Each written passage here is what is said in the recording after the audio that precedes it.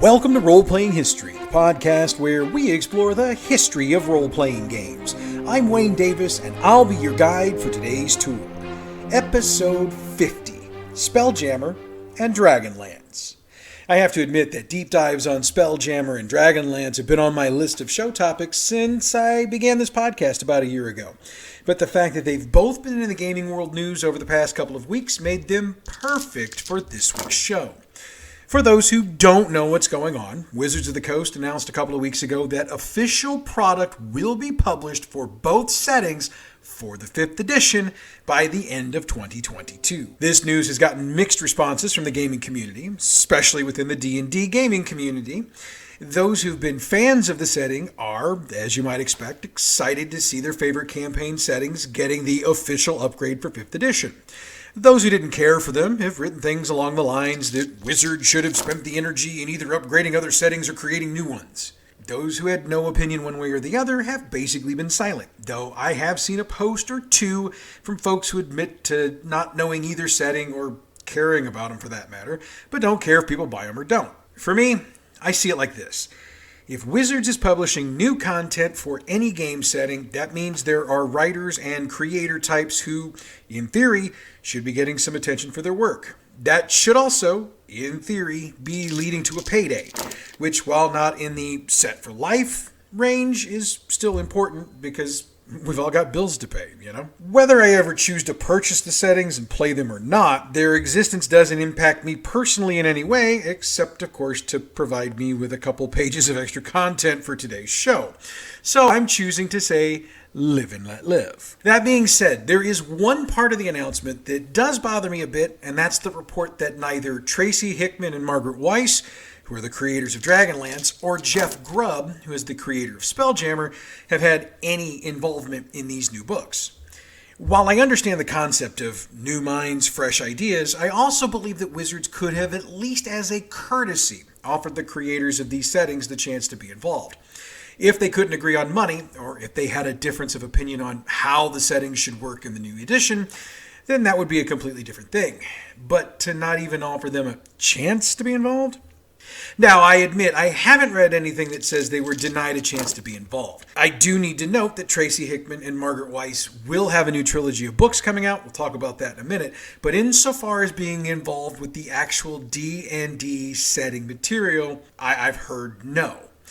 Now, I do have to admit, every so-called journalist out there has their own position on any given topic. However, I do also need to point that neither Hickman, Weiss, or Grubb have released anything to contradict what's been written so far, so we're going to have to wait and see where things go from here. Okay, with the recent developments discussed, let's get into the history of these two systems.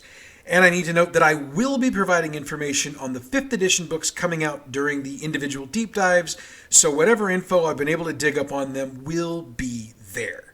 With that, let's crank up the tour bus and head for our first stop, Spelljammer. The Spelljammer setting was, as I mentioned a minute ago, designed by Jeff Grubb and released by TSR in November of 1989. It was designed for the 2nd edition of AD&D, and its goal was to bring the rules of AD&D into space, though admittedly a fantasy space setting instead of the more science-based settings of other games. Spelljammer was also a part of the movement at TSR to design multiple new settings, the rest of which we'll discuss further in a future episode. Spelljammer, AD&D Adventures in Space was the first official release. It was a boxed set, as most of the first releases for new campaign settings were at the time, and provided all the rules a DM would need to run an AD&D game in space. I'll get more into the specifics of the setting in a bit, but there's another really cool thing about Spelljammer that you'll want to hang around to hear. It's coming up. This was followed in 1990 with Lost Ships, Realm Space in 1991, and the Astromundi Cluster in 1993. All three of those entries were boxed sets, though boxes weren't the only published items for the setting. Over the course of 2nd edition, a total of 20 books were published in the line, and that number includes 2 separate monstrous compendium appendixes which were published in 1990 and 1991. While sales of the Spelljammer line weren't as high as the Forgotten Realms or even Dragonlance, the line did sell well enough to remain in print in some form until shortly before the sale of TSR to Wizards of the Coast in 1997. TSR chose to shut the line down just before the sale was finalized. However, the legacy of Spelljammer would live on. While Forgotten Realms got all the glory when 3rd edition was released in 2000, by 2002 a number of Spelljammer fans were wondering when or if they'd get to see their favorite setting in an official product. The answer was yes, but sort of. In May of 2002, Dungeon Magazine issue number 92 had an article titled Spelljammer, Shadow of the Spider Moon. That article provided 3rd edition rules for firearms, spelljamming, and skills, feats, and prestige classes comparative to the Spelljammer setting. However, rather than update classic Spelljammer monsters like the Neogi and Gif, creatures from the monster manual such as Drow were used. Insofar as a full-fledged book, fans would have to wait until 2005. In May of that year, Wizards of the Coast released the supplement Lords of Madness. While not an official Spelljammer book, it did update the Neogi to the 3.5 edition rules, give a sample map of a crashed spelljamming vehicle, and provided more information on the Neogi than had been published in more than a decade.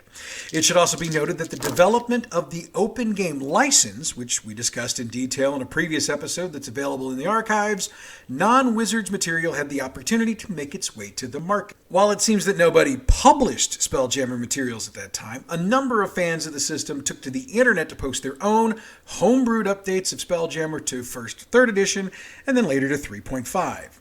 For the record, this also happened for 4th edition, and I'd bet it's been happening for 5th edition as well. If you're curious, drop it into a Google search and make your way down the rabbit hole that is the internet. Now, I got a bit ahead of myself there, so let's back up a step and discuss Spelljammer's presence in 4th edition. Material from the system did show up in this version of the game, as the Manual of the Planes described the rules for using spelljamming ships to travel between planes. The authors of that book also took the opportunity to provide as much information about how the process would work as they could squeeze into that particular section. Again, other than that, the only Spelljammer materials I could find came from fans of the setting who posted their own materials online. In the present edition of D&D, which is 5th, Spelljammer content has actually already appeared twice. The first appearance was in the 2018 adventure Waterdeep Dungeon of the Mad Mage. In that adventure, there's a spelljamming ship and its illithid captain on the 19th level of the dungeon that appear to be stranded there. Emphasis, by the way, on appear. Appearance number 2 was in October of 2021 when the PDF Travelers of the Multiverse was released as part of the Unearthed Arcana public playtest series. Of note, there were 4 player races, the Autognome, Gif, Hadazi, and Plasmoid, that were very closely tied to the Spelljammer setting. And for the record, that was 4 of the 6 provided races. That ratio caused several gaming publications to theorize that the playtest was probably leading to a Spelljammer reboot. And while at the time there was a lot of gamers laughing at those reports, they actually turned out to be true. As I mentioned at the top of the show, just a couple of weeks ago, Wizards of the Coast officially announced a new boxed set, which they've titled Spelljammer Adventures in Space. It's set for an August 16th, 2022 release date, and will have 3 64-page hardcover books. Astral Adventurer's Guide, which is basically a Dungeon Master's Guide for Spelljammer. Boo's Astral Menagerie, which is essentially a monster manual for Spelljammer. And Light of Zaurixis, which is an adventure module. The box will also include a DM screen, which isn't a shocker to me, as Wizards tends to release new DM screens for most all major releases, including some of their adventure modules. One other note on this new release. There will be a prequel adventure, Spelljammer Academy, released for free on Wizards of the Coast's website and on D&D Beyond in July of 2022. For the record, I'm seeing that all of the major online retailers are already accepting pre-orders for the new box. Of course, since we always promote utilizing your friendly local neighborhood game store, I would suggest you head in there as soon as you can and ask about doing a pre-order of the box for yourself. Let me drive off into the weeds for a second and explain why you should pre-order from your local game shop right now. Most game shops order a set number of books or box sets of new materials based on metrics from previous sales, combined with what they believe the interest will be in any new game and the amount of product their distributors will allow them to order. What that means for our purposes is this. you could wait until August 16th to head into the store and try to buy a box set. However, if your local store only ordered a dozen and they flew off the shelves before you could get to them, you're going to have to wait until they get more in. However, if you pre-order the set through your local store, you guarantee they'll have a shiny new box waiting for you when you drop into the store on release day, since they'll make sure to order enough for all their pre-orders plus whatever they order to stock the shelves. One more thought on this before we get back on topic.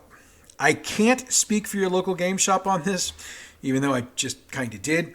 I do know that the local shops that I frequent can and will allow patrons to place pre-orders for pretty much anything they'll carry with either a partial payment or a full payment up front.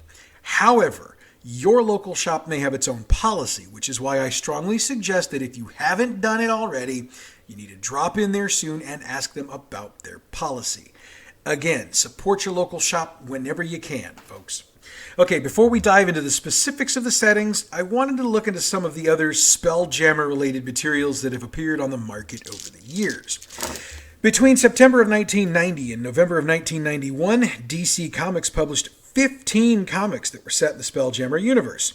The creative team for these titles were Barbara Kessel, Michael Collins, and Dan Panosian.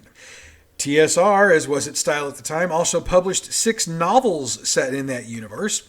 Called the Cloakmaster Cycle, the books followed the story of Teldin Moore and his quest with his powerful and cursed magical cloak. The titles in the series are Beyond the Moons, written by David Cook and released in July of 1991, Into the Void by Nigel Findlay, which dropped in October 1991, The Maelstrom's Eye by Roger E. Moore, released in May of 1992, The Radiant Dragon by Elaine Cunningham, came out in November of 92, The Broken Sphere, written by Nigel Findlay, dropped in May of 93, and The Ultimate Helm by Russ T. Howard, September of 1993. There was also an official computer game set in the universe called Spelljammer Pirates of Realmspace. It was published by SSI and released in 1992. However, in 2002, there was a little something called the Arcane Space Tile Set, created and released for the game Neverwinter Nights. It was developed by a team of freelance game modifier developers and included a ton of Spelljammer setting materials for use in the very popular game. And since we're talking about the resurrection of the setting, I would be remiss if I didn't note that there's a brand new live play streaming series using the Spelljammer setting. Called Legends of the Multiverse, it began streaming on the official Dungeons & Dragons channels on April 27th, 2022, and has a host of names you might recognize, like Deborah Ann Wall, B. Dave Walters, Gina Darling, Megan Kenrick, and Todd Kenrick.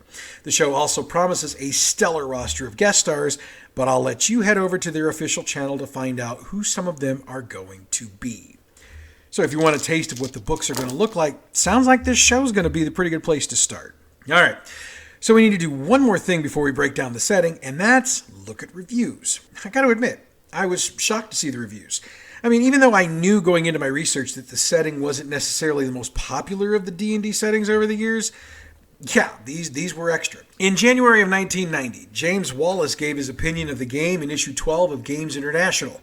Writing about Spelljammer, AD&D Adventures in Space, he focused on what he saw as inconsistencies in the combat rules. He said, quote, "The cumulative effect of these inconsistencies is to make space combat unplayable," end quote. Later, he would say that the background was, quote, "imaginative and consistent, but unfortunately there is little of it," end quote.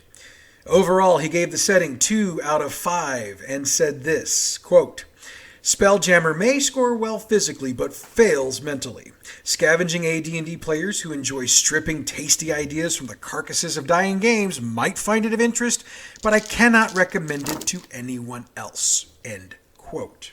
Over time, however, opinions about the game changed. In October of 2021, Alexander Soa wrote for CBR advocating for the release of a Spelljammer setting for 5th edition. He said, quote, "Players have been asking for Spelljammer to be introduced to 5e since the release of the first setting sourcebook.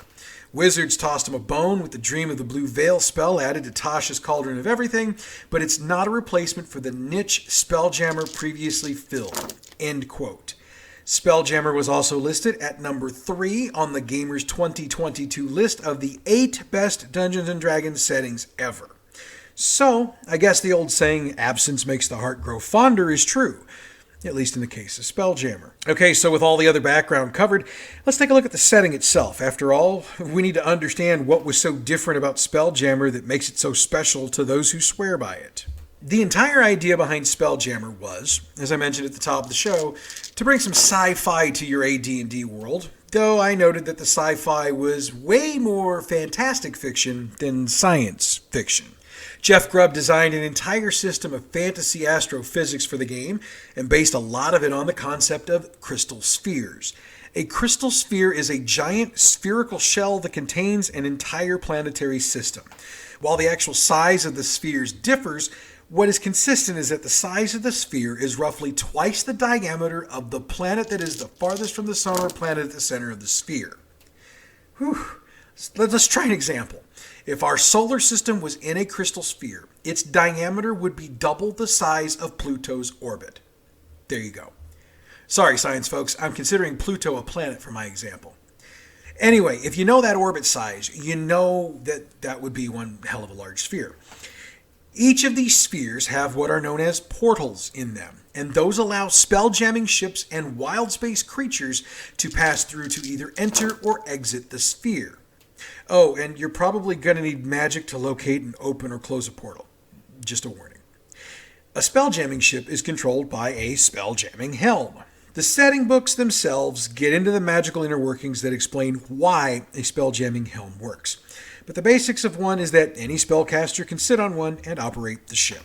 It should also be noted that the rules, along with a large number of players over the years, have pointed out that some magics don't work as well in this setting as they do in other settings. In other words, that really cool spell your caster uses on a regular basis might fizzle out on them the first time they try to cast it in space. Or it might be way more powerful than it would usually be. Either way, it can lead to a, well, that sucks moment. The setting as a whole gets its name from the Spelljammer, which is a legendary ship that looks like a manta ray. It also has an entire city on its back. The legends of the ship are known by just about everyone, but the number of folks who've ever actually seen it are very few. It is also where the names for pretty much everything related to spelljamming come from. One more interesting point for the Spelljammer setting is this. Most of the other settings in the AD&D line are encased in crystal spheres. This was the cool thing I wanted you to hang around for. So what this means is that you could, in theory, take your adventuring party from the Forgotten Realms, get them a spelljamming ship, and then have them relocate to Dragonlance or Greyhawk. However, there are two notable exceptions, Dark Sun and Ravenloft. It's been noted, however, that there's not a solid reason for Dark Sun not being in a crystal sphere, so if you wanted to connect it using Spelljammer, you most certainly could. The argument behind Ravenloft not being a part of this is that Ravenloft is traditionally a demiplane, which makes its physics and such way different from everyone else's, and basically means there's not a reasonable method one could utilize to have it be a part of a Spelljammer game. I think it goes without saying, which means I'm going to say it anyway, that if you try to apply real-world science properties to Spelljammer, you're going to take all of the fun out of it. After all, as I mentioned a moment ago, it's got physics all its own, and they definitely don't correspond to the real world. But if you're looking for a way to take your barbarian, cleric, sorcerer, and bard to space, this will probably be the setting for you to try. Next up on our tour is the setting I'd bet good money most of you have at least heard of, if not either played in or read one of the numerous books written in it. Dragonlance. The story of the creation of this legendary title begins well before its actual publication. The husband and wife team of Tracy and Laura Hickman had been collaborating on self-published adventure modules such as Rahasya, which was released in 1979, and Pharaoh, which came out in 1980. In 1982, Tracy was unemployed, but TSR had seen promise in him due to the strength of a number of adventure modules he'd submitted to them. That strength led to TSR bringing him on board, and he'd write the Ravenloft module in 1983. However, as the Hickmans drove from Utah to Wisconsin to take this new job, they developed a setting idea of their own. It was actually two ideas that they eventually tied together. An entire world that could be used to support a storyline, and a world dominated by dragons. TSR loved this new idea because even though the game was called Dungeons & Dragons, they felt they had way too many dungeons and not nearly enough dragons at that time. Tracy's initial proposal was for 12 different adventure modules, each module featuring a different dragon. Lofty as that thought was, Harold Johnson, another TSR employee, suggested that Tracy reach out to other members of the TSR staff for ideas and support. He did, and Jeff Grubb, Larry Elmore, Roger Moore, Doug Niles, and Michael Williams were among the staff who collaborated with Tracy as he further developed the Hickman's grand setting. At this same time, Margaret Weiss was also working for TSR, though her job was to write and edit endless quest books for the company. It wouldn't be her job for a whole lot longer, but we're kind of getting ahead of ourselves. It didn't take too long for Tracy's project to get the official green light, as well as a cover name. Called Project Overlord, TSR decided this new setting would be an entire franchise with modules, board games, lead miniatures, novels, the whole shooting match, which was kind of a completely new idea for TSR at the time. For the record, it was the development team who had proposed the idea of novels, and TSR decided to hire a writer for the books. Weiss was shifted over to the novel side of Project Overlord, but her job was to be the editor and work with Tracy to shepherd the hired writer through the process.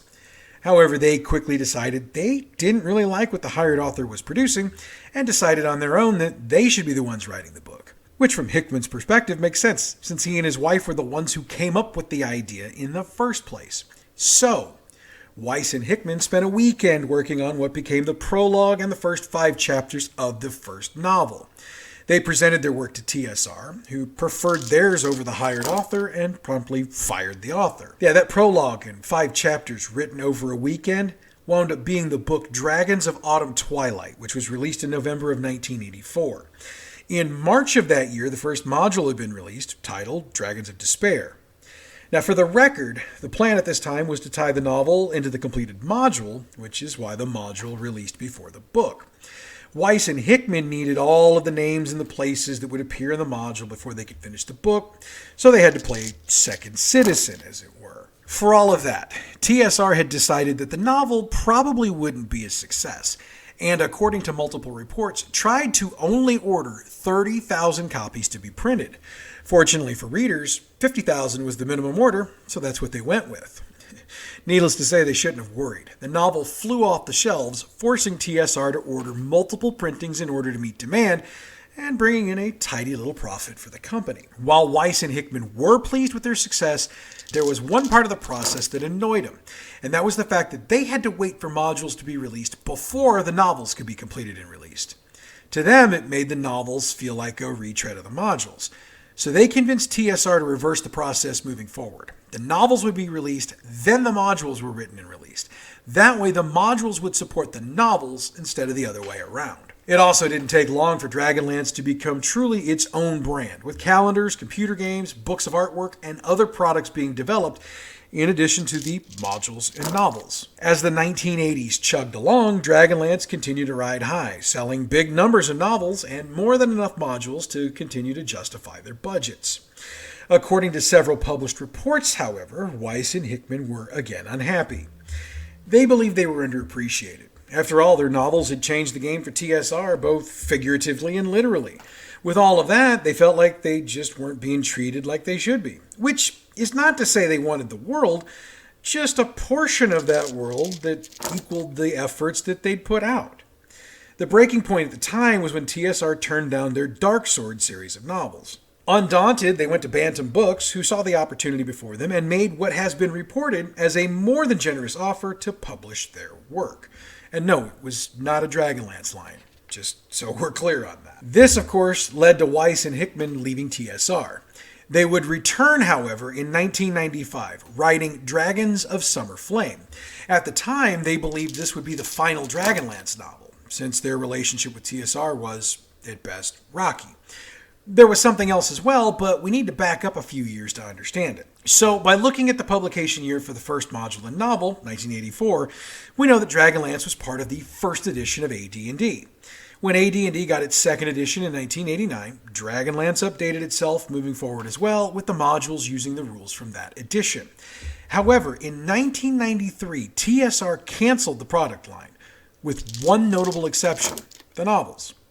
I know what you're saying, but Weiss and Hickman weren't writing for them by that point. That's true. What I haven't told you to this point is they weren't the only people writing Dragonlance novels. Just the best, in my opinion. Also, the Dragonlance novels were still making bank for TSR by the early 90s, so TSR decided to try to bring the readers of the novels back into the gaming fold.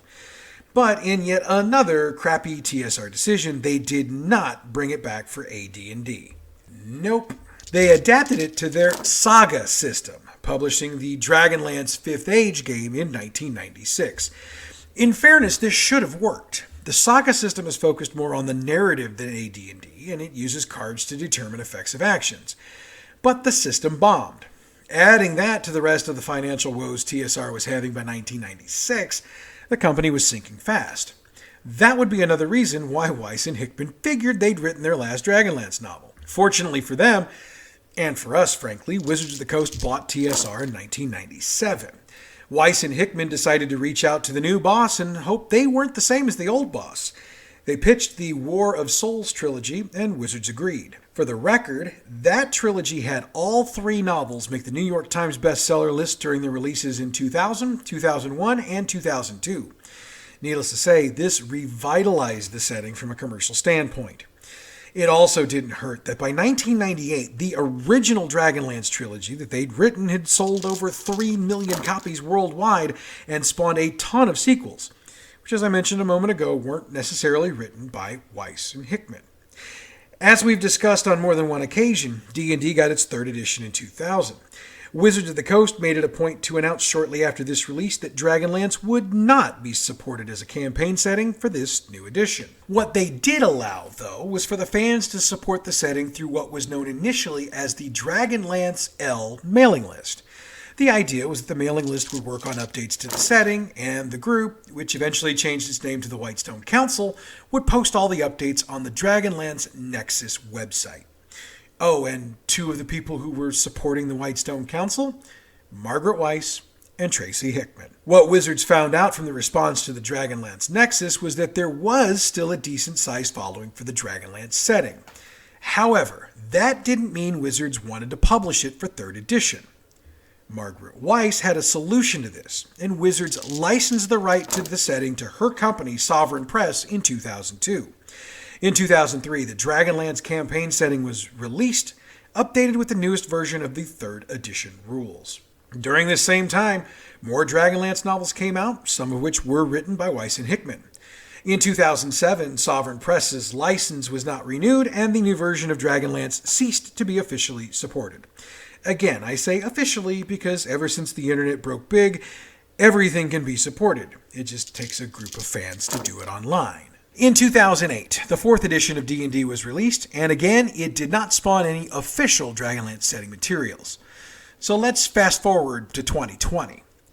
In October of that year, Weiss and Hickman filed a lawsuit against Wizards of the Coast for allegedly breaching a contract the two had signed for a new trilogy of Dragonlance books. After a whole lot of online speculation from numerous sites, Weiss and Hickman agreed to voluntarily dismiss without prejudice their suit in December of 2020, which led most sources to believe that some sort of arrangement between Weiss, Hickman, and Wizards of the Coast had taken place. This was confirmed when the agent for Weiss and Hickman reported a few weeks after that dismissal that the deal for a new trilogy of Dragonlance novels was in place, and the books would come out soon. For the record, soon in this case means that the first novel in the new trilogy is expected in August of 2022. Speaking of 2022, let's look at March. Wizards released a PDF called Heroes of Krynn as a part of the Unearthed Arcana public playtest series for 5th edition of D&D, and much like with Spelljammer, numerous internet sites interpreted this to mean that the Dragonlance setting would be returning to D&D in some shape or form. In April, at the same time the Spelljammer announcement was made, it was announced that a new Dragonlance adventure module will be released in December of 2022. For the record, it will be set concurrently to the War of the Lance, which those who've read the books will know is a conflict within the setting. Okay, usually when I cover a subject that has novels based on it, I cover the novels, their author, and the year of publication. I'm not doing that this time because there have been so many novels published over the last 35 plus years, I could frankly take an entire podcast just to list them all. Just understand this. Weiss and Hickman have been the authors of the main storyline for the majority of its lifetime. Trilogies like Legends, Dragons of Summer Flame, and The War of Souls are among the storylines they've covered. Other authors have written books set in those same time periods, but usually either before or after the events in the trilogy. But the main storyline has almost always been Weiss and Hickman. 8 different computer games were released in the Dragonlance setting. They are Heroes of the Lance in 1988, Dragons of the Flame and War of the Lance in 1989, Champions of Krynn and Dragonstrike in 1990, Death Knights of Krynn and Shadow Sorcerer in 1991, and The Dark Queen of Krynn in 1992. In addition, Dragonlance has been an inspiration to numerous musicians over the years, including a number of German metal bands. I have no idea what it is with German metal bands and tabletop role-playing games, but you know what? Inspiration comes from all sources, so rock on. There was an animated movie released in 2008, Dragonlance, Dragons of Autumn Twilight, which was based on the first book of the series, and it featured the voices of Lucy Lawless, Kiefer Sutherland, Michael Rosenbaum, and Michelle Trachtenberg. In 2011, Hollysoft Studios Limited released the first part of a German audio adaptation of the Chronicles trilogy and announced further releases at that time. However, I have not been able to confirm whether or not those releases ever happened. And finally, let's look at comic books. In 1988, TSR and DC Comics teamed up for the Dragonlance series. Wizards of the Coast has also teamed up with Devil's Due Publishing for a few series as well. The Legend of Huma in 2003, Chronicles in 2005, and Legends in 2008. Now, I'd usually spend the next couple of minutes going over reviews for some of the product in the line. However, much like with actually naming all of the modules and books in the line, I could spend an entire show just reading reviews. Let's just say this. Over its history, Dragonlance has been overwhelmingly well received. Sure, they've gotten some negative reviews, but in my opinion, a great number of those can be chalked up to either sour grapes or a jealous reviewer. I mean, I've been guilty of that as well from time to time. We all have. You read something, and while you really love it, it pisses you off that that person had that great idea. And well, I could have written it if I just had the time and the idea. So let's just skip that part of this and move on to the setting itself, shall we? Dragonlance is set in the world of Krynn, which really has no real-world analog. The majority of the novels take place on the continent of Ansalon, which has a number of different regions for the various stories to have a base in. Some of the novels take place on the continent of Taladas, which is northeast of Ansalon. One interesting thing about Dragonlance is that even though its creation was to have a world dominated by dragons, depending on the time period in which the novel or supplement is set in, dragons are either plentiful or rare. Most of the standard races of D&D are available in Dragonlance, as are most of the standard classes. Spellcasters are plentiful in this system, and it should be noted that Tracy Hickman uses Indonesian for the spells in Dragonlance, which he picked up as a Mormon missionary in Java. The history of Krynn is split roughly into 5 separate ages. The first age is the Age of Creation, when the gods are born and Krynn is formed. The second age is the Age of Dreams, which has rapid growth of the world's first great civilizations and the appearances of a number of new races. 3 great wars between dragons and their minions take place during this time, and the wars are referred to throughout the series. The third age is the Age of Might, during which the Cataclysm obliterates the great empire of Istar and changes the surface of Krynn. The fourth age is a 300-year depression that follows the third age and is called the Age of Despair. The War of the Lance takes place during this age. The fifth age is the Age of Mortals. This age has been covered in the Age of Mortals novels and supplements. Due to time, in that we're starting to run short on it, I'm not going to get into the characters of Dragonlance, but rest assured this is a collection of colorful characters that continue to draw readers back to the novels and to the supplements they're involved of, time and time again. I wanted to hit one more point about Dragonlance, and that's the Dragonlance itself. Dragonlances are weapons that were created during the Third Dragon War. They were designed for the express purpose of killing evil dragons. In the Dragonlance world, a Dragonlance is the only weapon that a mortal who doesn't have magic can use to kill a dragon. They're rare and require the use of 2 god-blessed artifacts to create. Now, lesser Dragonlances can be created by using 1 artifact, but they're not quite as powerful as their greater siblings.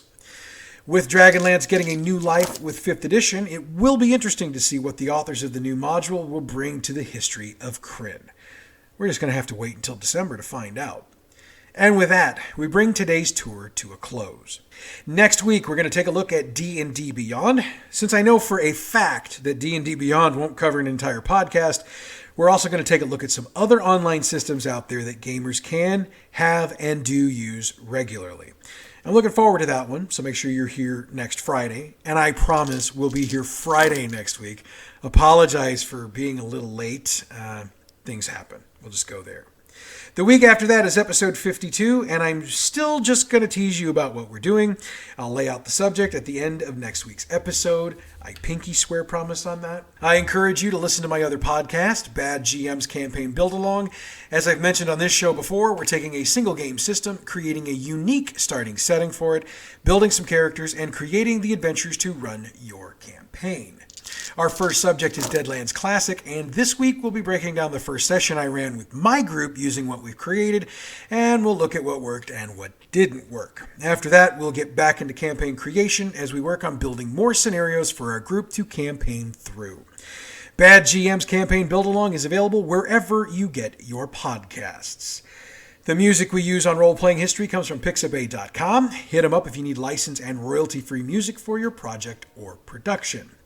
A big thank you for your continued support of both of our shows. I've been catching a bit of flack online for the website not being done yet. I hear you, and I'm working on getting it done. Your support keeps me motivated, and hopefully I can get that motivated channel towards getting the website and YouTube stuff taken care of. But then again, I have a really cute 9-month-old grandson, and playing with him is kind of taking up some of that creative time I should be using for the company. I'd say I'm sorry about that, but that would be a partial lie. The kid's only going to be this age once, and I'm sure as hell not going to miss it. Role-Playing History is a production of Bad GM Productions. You can follow us on Facebook, Bad GM Productions, Twitter at Bad GMP, YouTube, Bad GM Productions, Twitch, Bad GM, and email us badgmproductions@gmail.com. Next week, we head into the great beyond. Shit, I read that wrong. I meant to say next week we check into D&D Beyond. Here we go. But that's next week. Until then, I'm Wayne Davis, and your Role-Playing History.